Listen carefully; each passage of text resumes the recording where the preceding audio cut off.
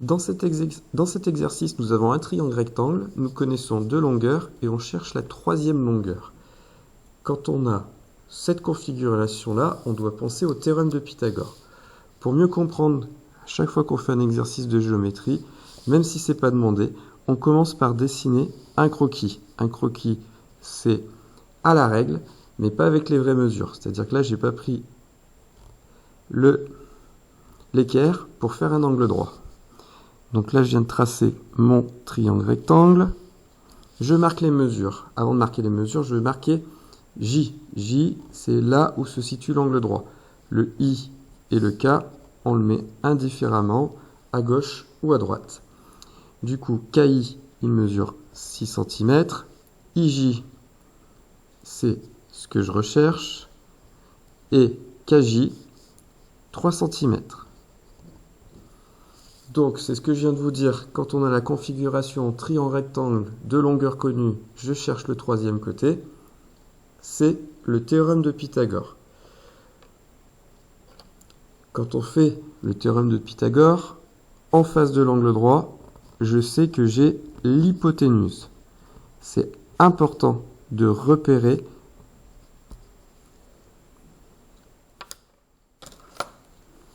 l'hypoténuse. Pourquoi ?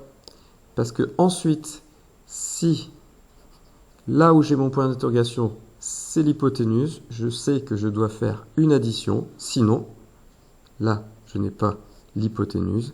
Je sais que ce sera une soustraction.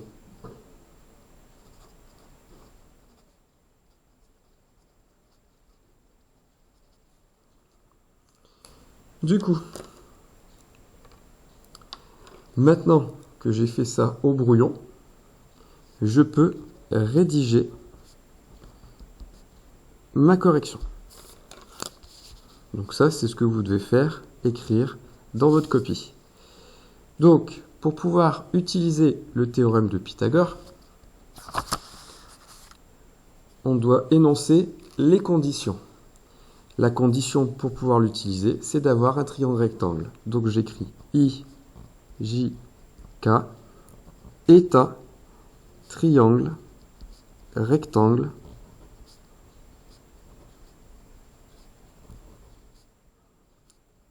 en J. Ensuite, j'utilise le théorème de Pythagore. Donc je dis que je l'utilise d'après le théorème de Pythagore. On a. Du coup, je cherche IJ. J'écris IJ au carré égale. Je viens de dire que j'allais faire une soustraction. Je mets le symbole de la soustraction. Ensuite, là, donc là on a mis IJ en premier. Il nous reste les deux autres. On met toujours le premier, le plus grand. J'ai 6 et 3, je choisis 6. Du coup, c'est IK au carré, moins le deuxième, JK au carré. Une fois qu'on a écrit l'égalité du théorème de Pythagore, on remplace par les valeurs de l'énoncé. IK, c'est 6. JK, c'est 3. On calcule. 36 moins 9. On calcule toujours. 27. Ensuite, je cherche IJ. Pour trouver IJ, on passe par la racine carrée de 27. Ici, je le marque au crayon de papier parce qu'il ne faut pas l'écrire. C'est juste pour que vous le sachiez bien. Ici, j'ai la valeur exacte. Si dans un énoncé, on vous demande la valeur exacte, on s'arrête ici, on met l'unité centimètre. C'est tout. Nous, on nous a demandé d'arrondir au millimètre près.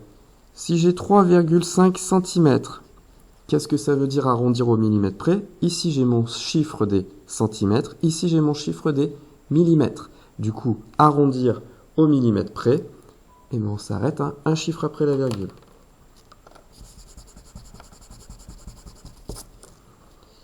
Du coup, je prends ma calculatrice. Sur ma calculatrice, je tape racine carrée. je l'obtiens en faisant seconde x au carré de 27. Je valide, j'appuie sur SD pour avoir ma valeur approchée. Ici, j'ai 1,19, etc. Ce qui m'intéresse, c'est un chiffre après la virgule, donc j'hésite entre 5,1 et 5,2. Je choisis, je regarde le chiffre qui suit, c'est un 9. Comme il appartient à la catégorie 5, 6, 7, 8, 9, on prend la valeur juste au-dessus, donc 5,2.